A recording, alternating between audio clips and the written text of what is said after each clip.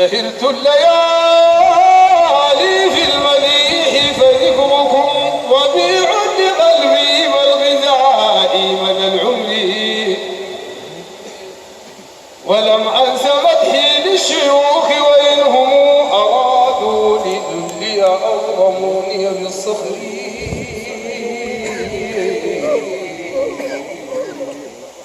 ولو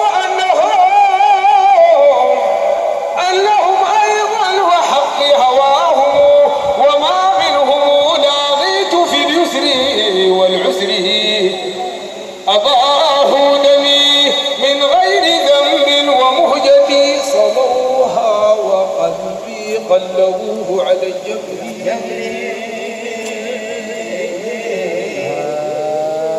وكيف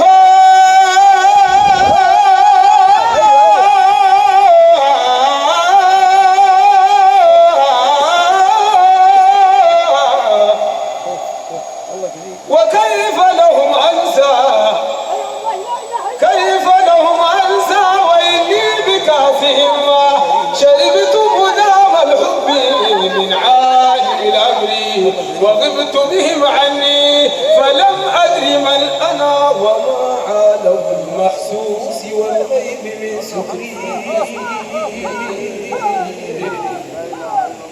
غبت بهم عني فلم أدري من أنا وما عالم المحسوس والغيب من سكري. فطوبى لصب غاب فيهم عن السوى ولم يدري عن زيد ولم يدري عن عمري. هم أهل ودي قد سمعت بحبهم كما سمعوا بالحب لله والذكر. بهم سعدت نفسي يا ليلى،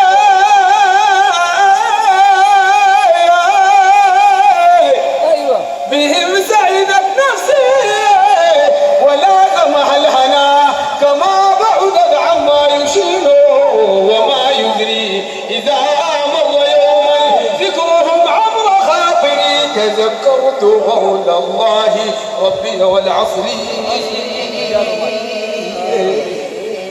فقد عملوا للصالحات وإنهم تواصوا بفعل الخير والحق والصبر. هم السادة القوم الكرام صنيعهم صنيع جميل قد تميز بالبر. يلامون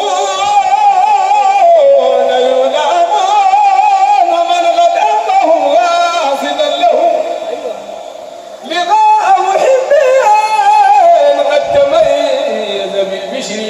فيرجع منهم في ارتباط ولذة الله يكون بما لاغاه منشرح الصدر.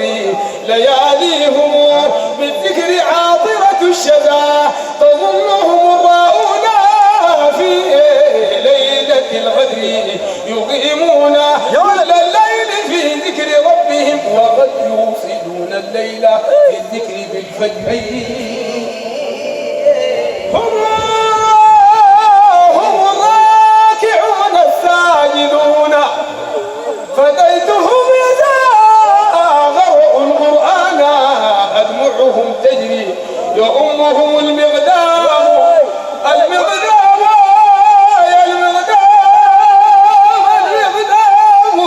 شيخ قريبنا عنيت به طيب الشمائل والبدر.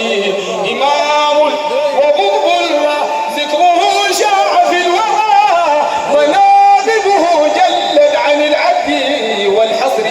أتيتكم جدي فمنوا بعطفكم لعل عصا التسيار تلقى مع السفر.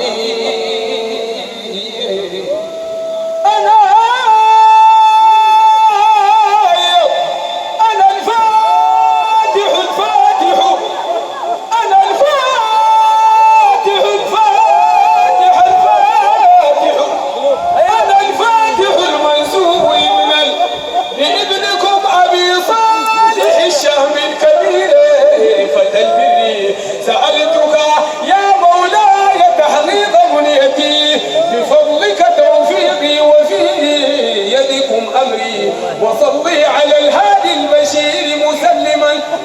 عليه وكل الآل أشر العترة